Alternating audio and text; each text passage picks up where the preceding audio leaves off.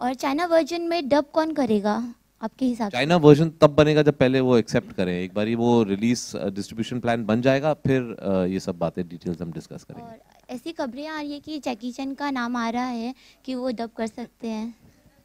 अगर करें तो बहुत बढ़िया होगा, लेकिन अभी हम वहाँ पहुंचे नहीं हैं। मेरा सबसे पहला क्वेश्चन है कि ट्यूबलाइट चाइना में कब रिलीज होगा, उसका कोई रिलीज डेट और उसके बारे में अगर आप थोड़ा डिटेल दे पाए हमें तो। देखिए, चाइना का सिस्टम ऑफ रिलीज जो है वो अलग सिस्टम है, उनका कोटा सिस्टम है, जिसमें एक साल में सिर्फ 32 फिल्में जो चाइना के बाहर प्रोड्यूस हुई हैं वो रिलीज होती हैं। तो आप कोई भी ऐसे प्रिडिक्ट नहीं कर सकता डेट, वो डिपेंड करता है, वो सबमिट हम करेंगे, वो देखेंगे, अगर वो कोटा में आएगी तब फिर वो नेगोशिएशन होके फिर डेट सेट होती है।